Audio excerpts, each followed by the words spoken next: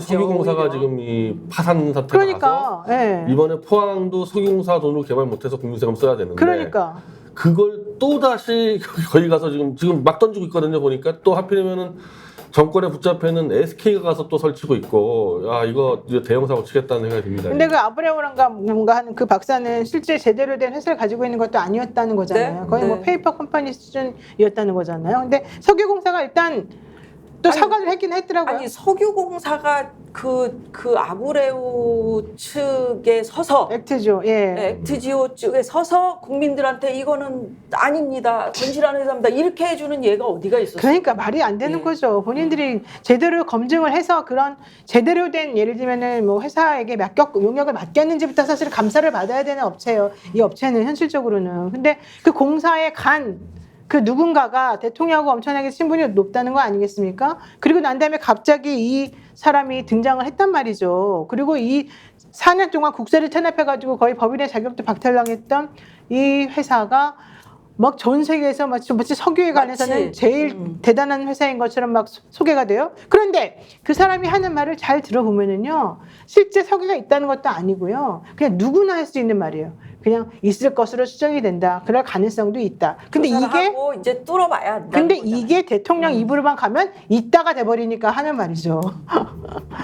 근데 하필 오늘 그거 보셨습니까? 조금 전에 들어오시기 전에 보셨죠? 국민권익위에서 네. 이거 브리핑한 거. 이거 뭡니까 이거? 배우자 뭐 제재 규정이 없어서 종결했다. 그러니까 그것도 초현실 아니에요? 네. 명부백 받았는데 아무 문제 없대. 그러니까. 그럼 뭐 다 받았어요 이제.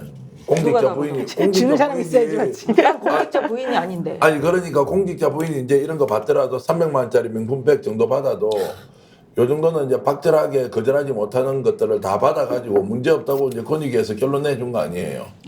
그럼 이걸 받으라고 이야기해 주는 거지 이게 문제가 없다고 하는 것이 말이 되냐고요. 이게 완전 미친 사람인 게요. 여기 보세요. 정승윤 권익위 부위원장이 이렇게 말해요.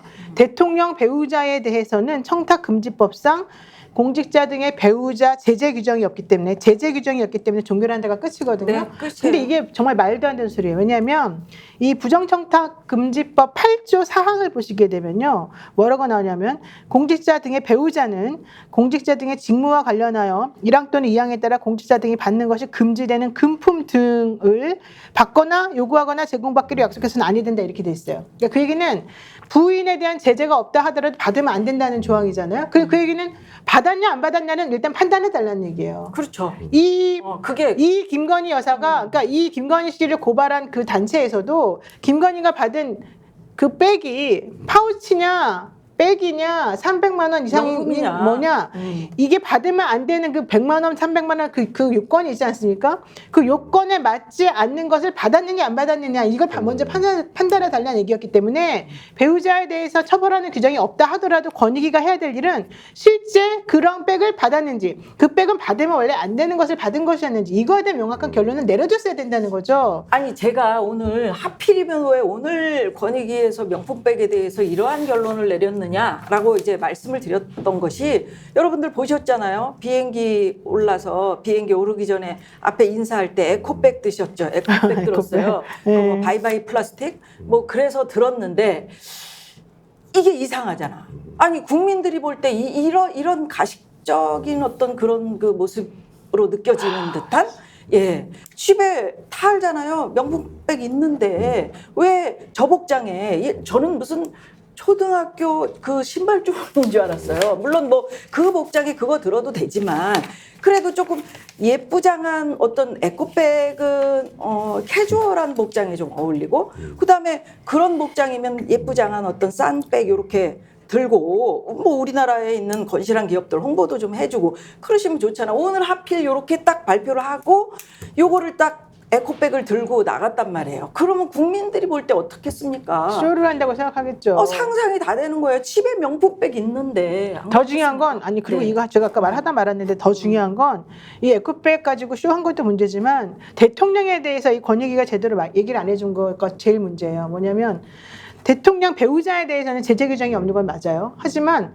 대통령에 대해서는 제재 규정이 원래 있어요. 있죠. 뭐냐면 부인이나 자기 친척이나 가족이나 이런 사람들이 받았을 경우에는 받았다는 사실을 아는 순간 즉시 신고를 해야 되는 거예요. 자기 윗사람에게. 물론 윗사람이 없으니까 그 공식적으로 자기 밑에 있는 비서에게 말을 하든지 했어야 되겠지만은, 그렇다면 권익위에서 수사를 이걸 의뢰받은 이후에 해야 될 일은 우선 김건희 씨가 받은 게 뭐냐. 김건희 씨가 받은 게 그 부인이, 공직자 부인이 받으면 안 되는 물건이었냐, 받아도 되는 물건이었냐 확인해 주는 거. 세 번째, 그 물건을 받은 다음에 남편에게 알렸느냐. 남편은 그 사실을 언제 알았느냐. 남편은 알자마자 그 사실을 신고했느냐. 이것들 5개 정도는 확인을 해줘야 되는 거예요. 아니 KBS에서 대담할 때 그때 알았던 거 아니에요? 그 대담을 할 때 얘기를 했잖아. 보면은 이미 자기는 네. 알게 됐다고 말을 해줬잖아요. 그럼 그 시기가 정확히 언제인지, 언제부터 언제까지 비는 시간이 있는지, 언제 알았는데 그 다음에 조치할 때까지도 얼마나 공백이 있었는지 이거 다 확인해줘야 되는 거고, 권익위가 원래 하라고 했던 얘기는 그 얘기예요. 대통령 부인을 처벌할 수 있는 조항이 없다는 건 누구나 다 알아요. 다 알죠. 그러니까 그거를 제대로 하라고 했는데 여기서 한다는 말이 이렇게 한심스럽게 배우자 제재 규정이 없기 때문에 종결을 한다? 그게 무슨 말입니까? 누가 몰라 지금. 그리고 이럴 때는 권익위에서 이렇게 수사한 다음에 우리가 보기에는 잘못된 걸 받았으니, 그리고 이걸 남편에게 언제 얘기를 했다고 하니 그 남편이 그걸 알은 다음부터 얼마 있다가 또 이걸 신고해야 되는데 규정을 어긴 것 같으니 이걸 제대로 수사해 주세요라고 관련 부서에다가 수사 의뢰를 해야 되는 거예요. 근데 이런 거 하나도 안 하고 관련 제재 규정이 없으니 우리는 종결합니다. 그게 뭐예요? 그럼 처음부터 받지를 말아야지, 이 사건 자체를. 만약에 이 논리로 지금 이걸 위반상 없다고 처리하려고 그랬으면요, 네. 그냥 신고 받자마자 했으면 되는 거죠. 그러니까 그 키를 해야죠. 그러면 적으로 각하를 해야죠, 각하를. 끌었습니다. 아주 제가 볼 땐 국민권익 사건에서 최장으로 끈 것 같은데, 그럼 6개월 동안 최소한 뭐 했는지를 발표해줘야죠.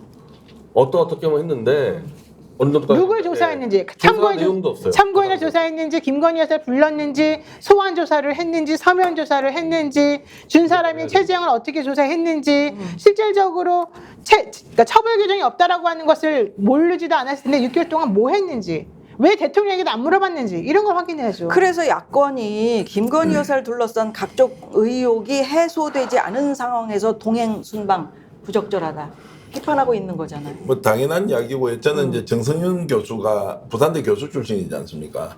이분이 학자적 양심을 가지고 결론을 냈다. 아무리 봐도 이것은 지적해야 될 것과 지적하지 않아야 될 것을 구분해서 분명히 얘기를 하는 것이 학자적 양심에도 맞는데, 최근에 제가 드는 느낌은 왜 우리 사회가 진짜 이렇게 되어가고 있지? 대통령 한 사람이, 영부인 한 사람이 저렇게 그 비정상적인 방식으로 국정 운영을 하는데도 제대로 얘기를 하는 사람이 없을까? 그러면 양심을 다 팔아버렸나? 포기했나?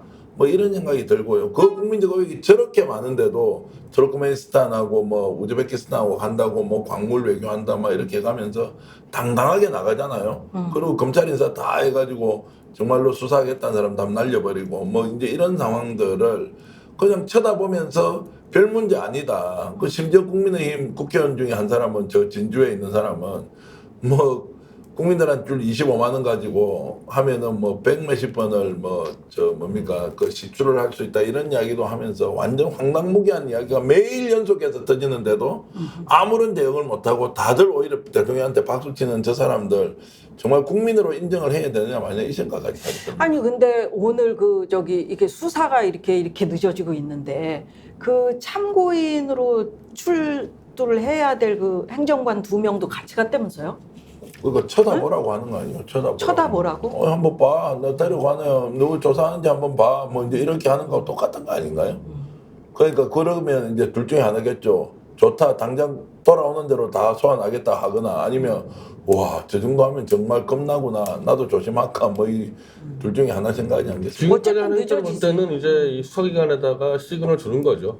이 정도로 우리가 신뢰하고 있으니까 엄두내지 마라. 네.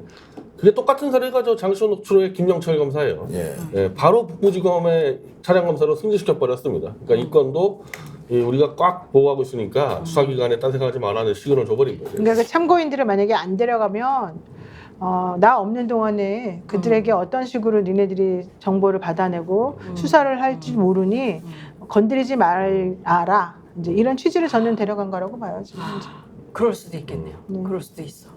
근데 이게 지금 그 대통령실에서는 이렇게 내외가 같이 나간 게 국익을 위해서 더 이상 미룰 수가 없다 이런 얘기를 했대요. 그러니까 지금 국익을 위해서. 국익이 북익이 지금 이번 이 3개국 방문 스케줄은 전부 다 자원이에요. 지금 다 자원 가지고 되게 우리가 돈 내고 개발하고 우리가 돈 내고 인수하고 이명박 때 했던 거랑 똑같은 걸 하는데 근데 그나마 이명박은 어쨌든 건설업자 출신 아닙니까? 그래서 원래부터 공약을 자원 외교로 내놨고 그 이상득 형 자체도 원래 코오롱에서 그런 일을 했으니까 그런 일을 했는데 결국 결과가 심각하게 됐지 않습니까? 그래서 뭐 거덜 깡통 회사로 인수하고 그랬었는데 윤석열은 자원외교에 아무런 연관이 없는 사람이고 지금까지 그걸 공약도 한 적이 없는 사람인데 포항에서 한번 사고 터뜨리고 그와 유사한 지금 보면 거의 유사해 보이거든요. 이게 나라만 지금 포항이냐 지금 카자흐스냐 여기 다르지 또 한 번에 지금 이 석연치 않은 무슨 어마어마한 리튬 강구를 개발한다니 많이 지금 이거 갑자기 또 튀어나왔습니다. 그러니까 결국에는 이 이명박 쪽에서 아이디어를 얻어서 이 국민 세금을 거의 탕진해 가면서 한번 국정을 한번 좀 바꿔보겠다 이렇게 아니겠어요 이거? 이거 나중에 대한민국이 정말 어마어마한 이제 이 경제적인 피해가 예상되는 일들이죠. 스픽스는 말하는 언론입니다. 대세는 유튜브, 그중에서 스픽스. 좋아요, 댓글, 구독, 알림 설정.